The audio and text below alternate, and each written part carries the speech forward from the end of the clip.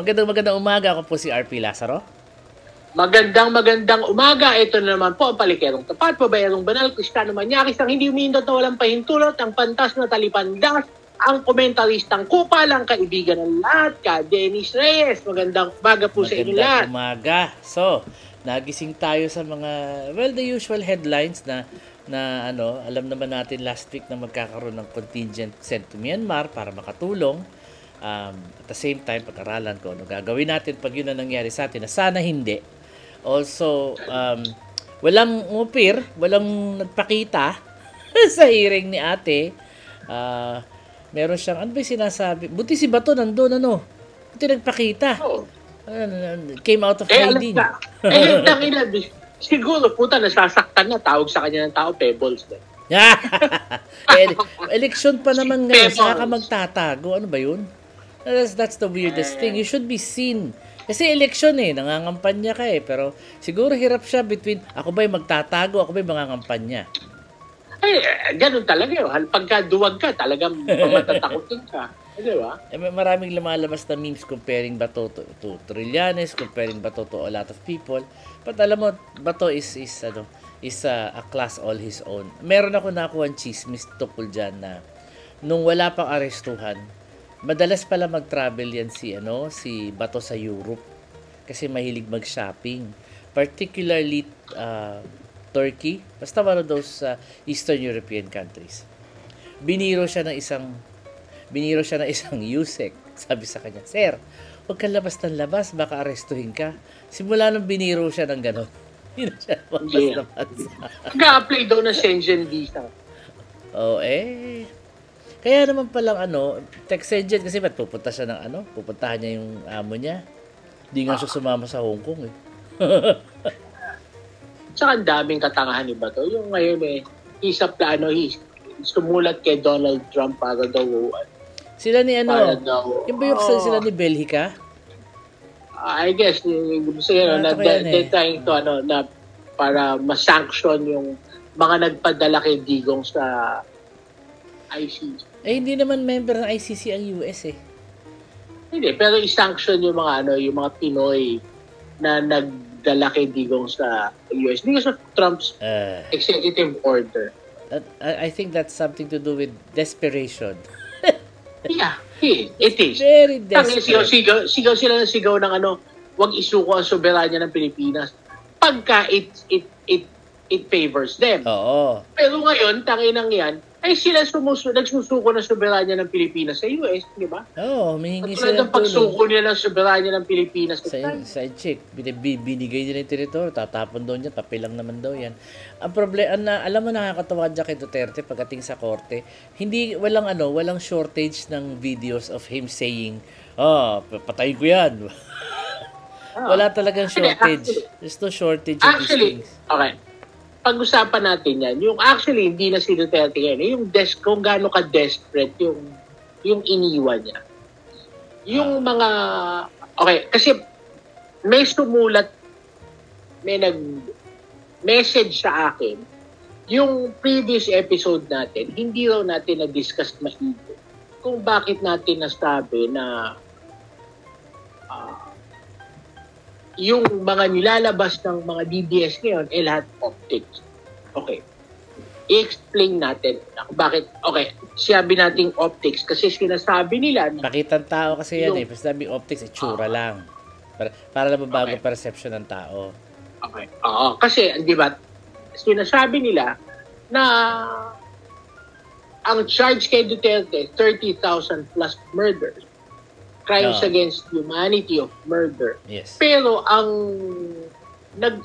ebidensya lang naman ng ICC is 180 plus. Di ba? Okay.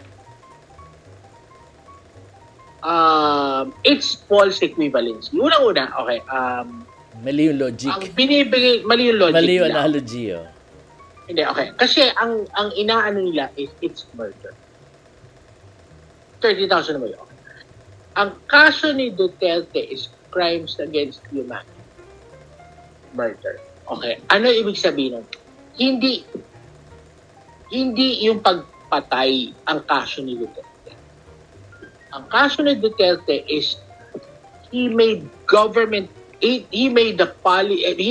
a government policy to use killing as an instrument in order to suppress or oppress the population or a portion of the population, which is the crime against humanity. Tagalogin natin. Ginawang palisiya ng gobyerno ni Duterte ang pagpatay bilang instrumento para supilin, para maniil. Hindi pa siya kasunodin, pero para maniil, para supilin ang mga mamamayan. He did it against the war on drugs, he did it against war on dissent. Di ba? Hindi lang naman mga sinasabing adik ang pinatay. Pinatay din nila yung mga aktivista. Pinatay din nila yung mga abogado. Di ba? Okay. Ang hinahanap ngayon sa ICC is evidence to prove that it was turned into government policy. Oo. So ang kailangan nila dyan, kopya ng Oplan Tukhang, Oplan Double Barrel. Tapos sinasabi nila, walang ebidensya, walang nakasuhan. Precisely the point.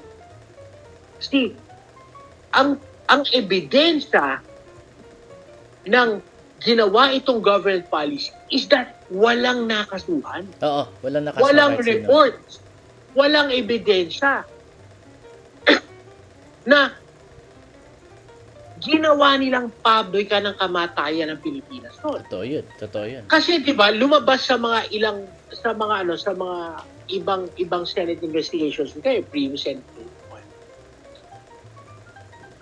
itutumba supposedly ng vigilante, may wagayahin po siya. Walang nag-imbestiga na pulis. Wala namang nanghuling vigilante. Wala. Nagkalat ang bangkay sa kalsada, yet walang inimbestigang vigilante, walang nadampot na vigilante. Walang nadampot, hindi mo alam kung sino pumatay kanino. Hindi naman sabi lang nila ng laban, tapos na. Yes, yun ang isang unang ebidensya lang, that the police turned a blind eye. Ibig sabihin, kasapakat nila. Kung hindi man police yung mga vigilante, kasapakat nila yung mga vigilante. Pangalawa, yung mga napatay ng police na nanlaban, wala maski 6,000 pinatay na nanlaban. Bakit walang 6,000 baril in evidence? Yung the same gun 38, paulit-ulit na sinasabi yan eh. Bakit wala ring investigasyon doon sa mga patayan? Okay? Ito pa yung lumabas sa Senate investigation. Yung napatay, dinadala nila sa mga puninarya na ang nagkaraniwan nagmamayari, mga dating pulis. O kaya yung mga puninarya na may kontrata sa pulis, sa gobyerno. Okay. Ang ginagawa doon, pagkadating, ini-embalsa mo agad. Para walang ma-autopsy.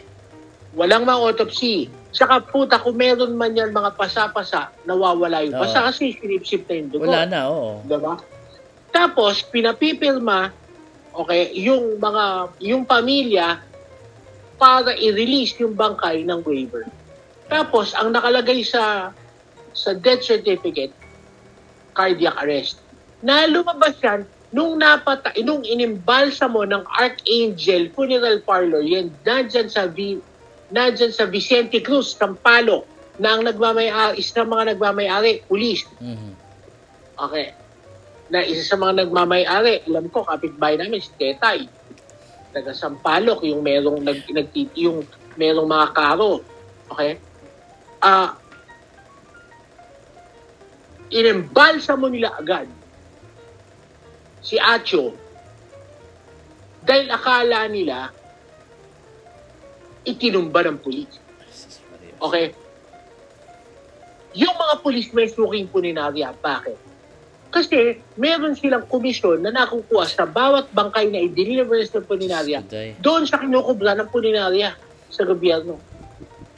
See, it's a whole cycle of death na incentivized ang pumatay. Yun ang ano dyan, ang malupit na pangyayari dyan. Na yun ngayon ang kaso ni Duterte. Ginawang government policy ang pagpatay. Hindi yung pumapatay ng isa-isang tao. Okay. Yun ang kaso niya. Sinasabi nila, bakit hindi kasuhan sa Pilipinas? Bakit kailangan doon kasuhan? Sabi mo nga. One, walang crimes against humanity sa Pilipinas. Ano ikakaso mo? Pangalawa, meron siyang privilege of immunity from suit. Immunity from suit. Kahit anong ikaso mo dyan, hindi siya pwedeng kasuhan mga ginawa niya bilang president. Siyempre. Na-cover the immunity yun sa pagiging pangulo niya. Pagiging pangulo niya.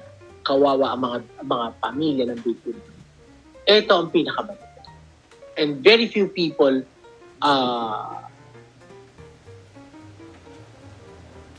realize this.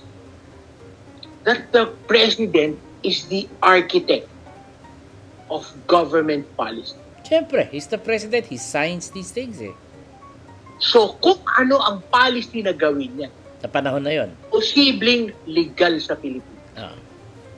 So, ibig sabihin, posibleng legal yung polisiya niya na pumatay ng maraming because he is the architect of government policy. Ngayon, yung krimen niya, hindi yan krimen laban sa batas ng Pilipinas. Yung krimen niya ay krimen laban sa sangkatauhan. Ito ay krimen laban sa batas na umiiral sa buong mundo. It is a crime against accepted international norms. Katulad ng ginawa ng mga Nazi laban sa mga Hudyo. Ang pinipilit ng anak niya na hindi naman daw siya namaril, hindi naman daw siya minurder, dinugulo kasi nila yung usapan. Nililito nila ang mga tao. Hindi naman siya krimen laban sa iisa o iilang mga tao, krimen laban sa sangkatauhan sa buong mundo. Na kung ikaw presidente ka, magpapatay ka ng mga tao, gawin mong quote-unquote legal, technically, yun ang kasalanan niya. Yes. At kaya, doon siya nililitis. Dahil walang batas sa Pilipinas na kayang litisin si Rodrigo. Okay. Tapos, ipinipilit nila na ito daw ay pagsuko ng soberanya. Hindi. Kaya, kailangan i-define muna natin ano ang soberanya.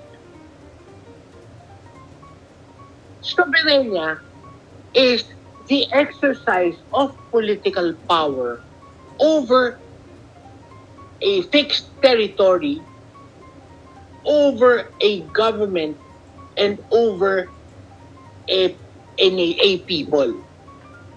Okay? Because sovereignty is an element of what makes us a nation. Government, territory, people, and sovereignty. Sovereignty is national identity. Sovereignty is the exercise of political power. Tagalogin natin. Ang soberanya pagkakaisa, pagkilala sa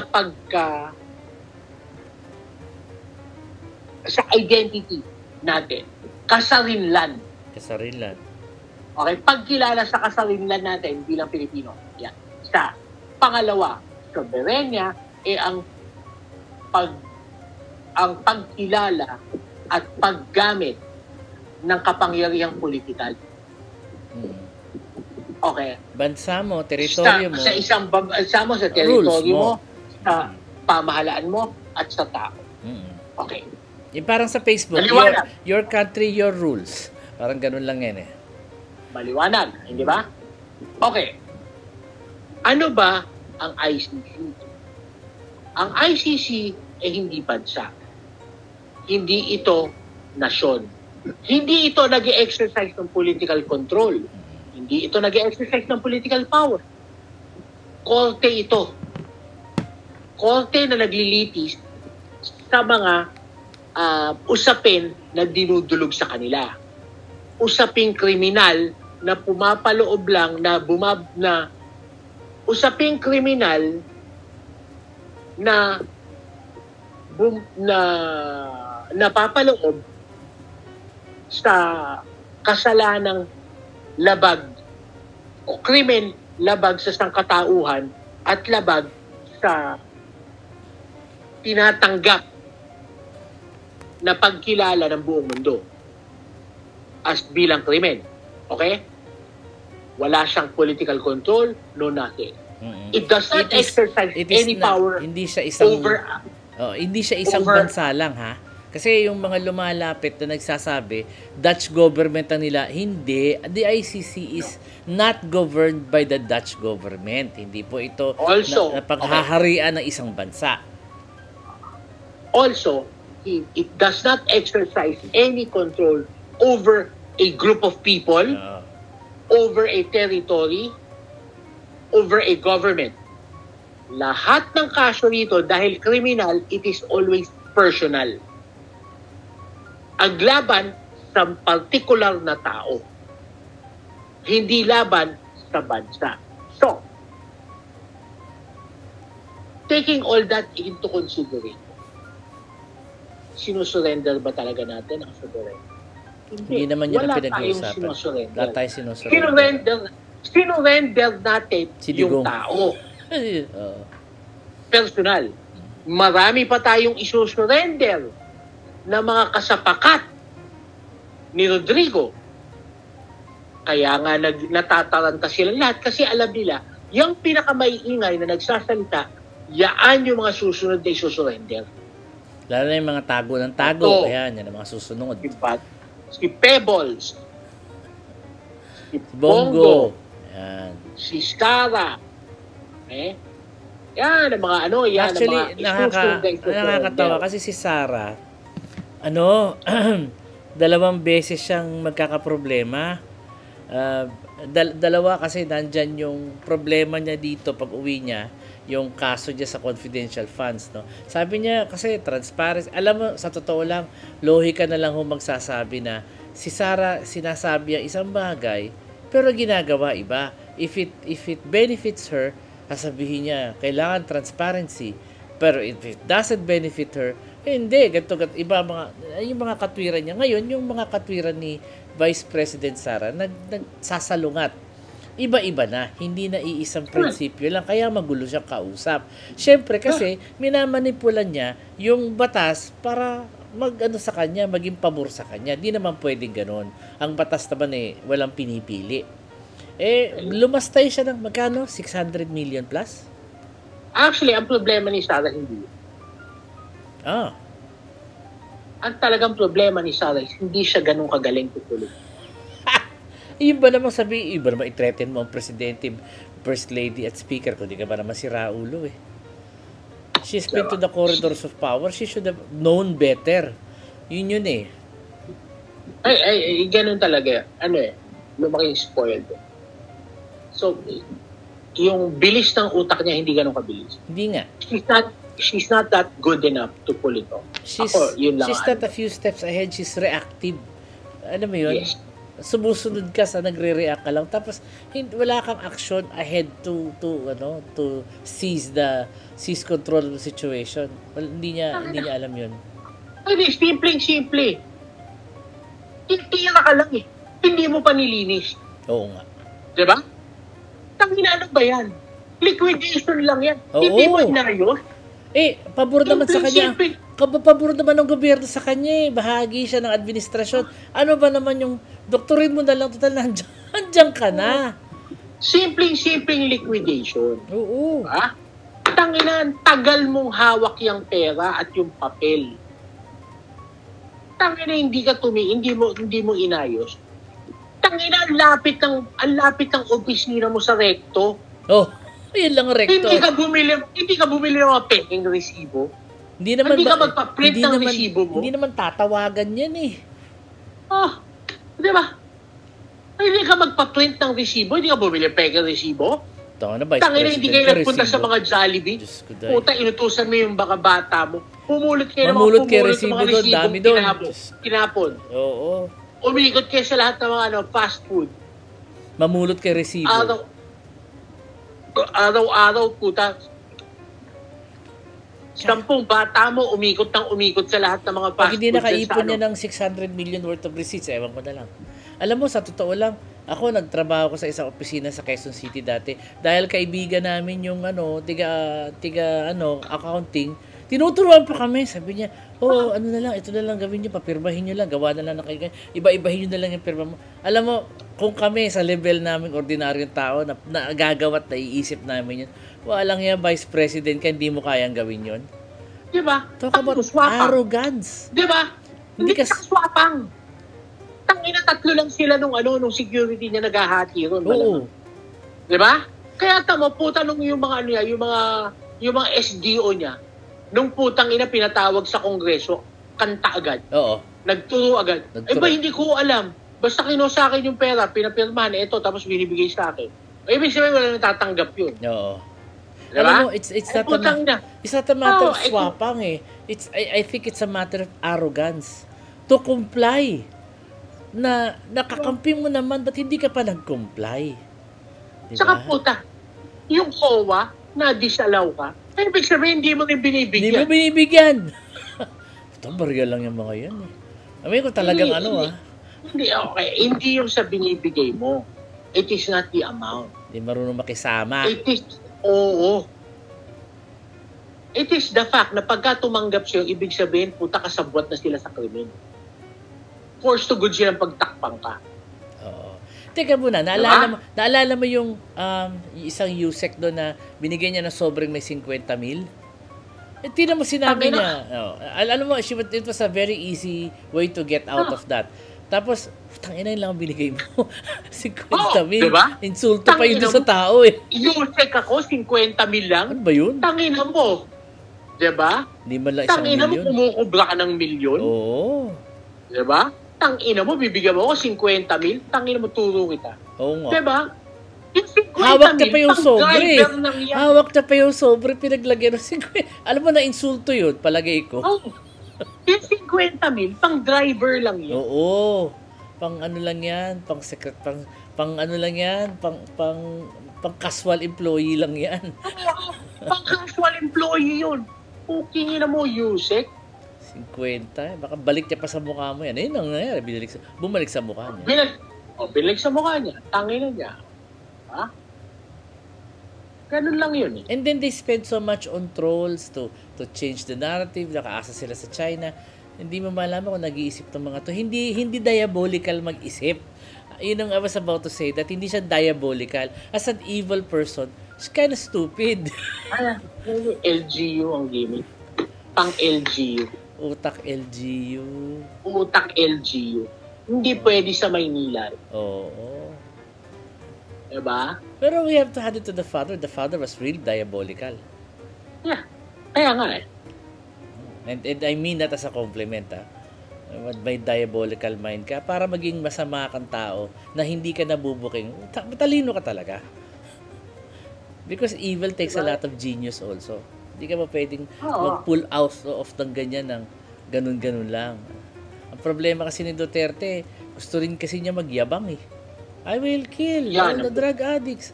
Alam mo pa, yun ang problema ni Duterte. Kailangan niya magyabang. Kailangan niya magyabang. Like father, like daughter, arrogance din. Arrogance din. That's the downfall. Di ba? Tangina, nasa Hong Kong, ay yabang eh, di ba? Nasa Hong Kong. Tangina, a few days later, pagdating doon, my name is Duterte. Biglang ang hina. Duterte. Bakit ang hina naman? Middle name, Roa. Ala, Tangina mo. ang hina ng Eh, boses. May sakit ba siya? Pero sabi naman ng Wala. mga, gagaling ng mga doktor dun. Wala. Wala, may sakit, may sakit. Tangina, pinakamaganda. Isa sa pinakamaganda ang health benefits. Tangina mo. Baka laya na siya, buhay pa siya eh. Oo. Tangina, hindi siya mamamatay agad doon. Oo. Ganda-ganda ng ano, ganda-ganda ng medical Medical doon. Alaga service siya doon. doon. Alaga siya doon. He's in good hands. Alaga siya doon. Oo. Sila, ay, yung mga ano lang, yung mga susunod na dadamputin lang ang nag-iingay. Kaya iyak sila ng iyak. Kasi takot na yan eh. Sila kasunod eh. Si Saka Aguirre, yung mga si ano, Aguirre is usually kasunod. quiet. I haven't heard from him. No. Tumatakbo ba siya ngayon? Yan. Ewan ko, Tumatakbo pero siya. I think so. Pero si Aguirre matalino. Di ba? Wala namang mangyayari. Bakit ka palulutang? Oo nga. Tangina, tago ka na. Di ba tumahimik takbong ka na lang. governor yun? Oo. Di ba? Tumahimik ka na lang. Wala Oo. namang mangyayari eh. Teka muna, Diba? ano ngayon ang implikasyon na si Kitty ay may American passport? Everybody's talking about it. Ano ngayon? Well, I guess, Mahirap lang kami, mahirap lang kami. Tapos may May American, chance siyang lumipad sa States pagka Wala na ni-raid pera. yung bahay nila. pag nangana, Pag nire- na. Pag ni-raid yung bahay, di ba? Bakit nire-raid ang Or, bahay? hindi.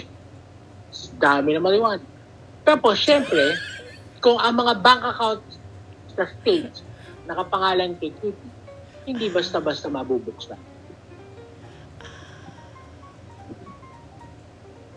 Di ba? The money's hidden in the US.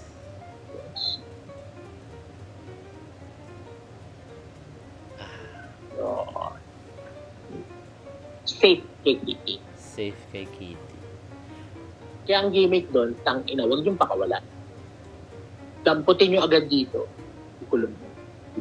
Di naman pwede damputin at American citizen pala siya. Dual citizenship. Dual citizenship siya. She has both passports. Pwede pala yun. Damputin nyo. Kasuhan nyo. Drugs. Ayun. Saka yung pagsasalita niyang ganyan. Sedition. Anti-terror law. Pero minor de Patungan edad yung yata si patungan. Kitty. Ha? Minor de edad ba si Kitty? Hindi na. Hindi na ba? Hindi na. Bagay, nagparitoke na eh. So, I guess, adult na. Tama? Di ba yung mga marami siyang pronouncement, lahat sila nag-iingay. Oo. Anti-terror law. Diba? The very law na ginawa ng tatay niya. Sedition law. Na ginamit ng tatay niya para pumatay na sang katutak na tao applies to them as well. Yes. Diba? So, hindi siya makakalis ng Pilipinas. Matanda na siya, nakakulong pa siya. Kung tutuluyan siya. Habang nakakulong, okay, dahil may kaso dito at nakakulong, pwede mo nang buklatin lahat ng bank accounts. Diba? As a product of a criminal enterprise. Teka muna. Di ba mayroon tayo sa sabi nila bank secrecy law, kung bakit hindi doon na pwedeng buklatin because of that. Ano bang implikasyon nun sa kaso ni Duterte? No, ang bank secrecy law, kung wala ka lang kaso at walang court order. Kung walang court order, di pwedeng kalkalin. Pero ang AMLAC pwede. Talaga? Ba't hindi nila nagawa dati? Hawak nila AMLAC. Bagay. Nila amla. So may record sa AMLAC, hindi lang nire-release. Oh, that makes sense. That makes perfect sense. Yung ang absolute secrecy lang is dollar account. Ha? Marami sila nun eh.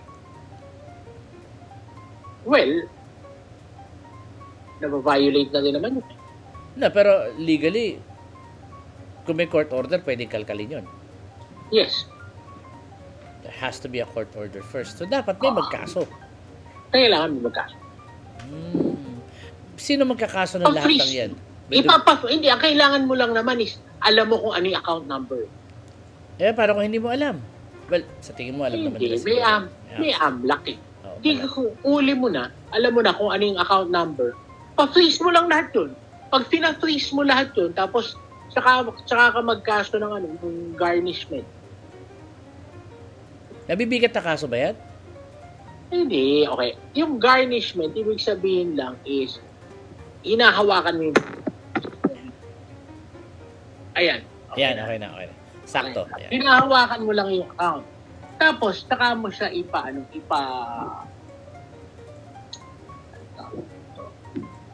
saka mo siya ipa-see. So, lahat yon kailangan babalik sa gobyerno as a fruit of a criminal activity.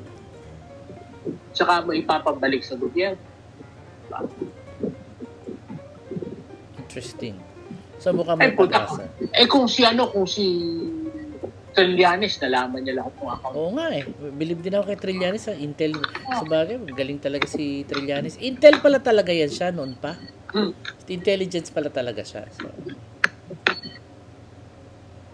magaling. So, kumbaga may paraan. Maraming paraan.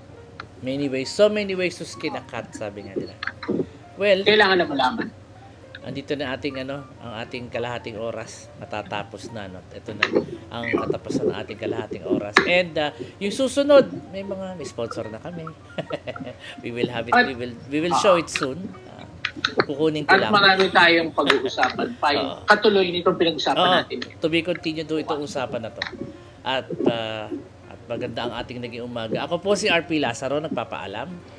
Ito naman po si Ka Dennis Reyes, ang inyong kaibigang kupal, nagpapaalam, babalos. Thank you.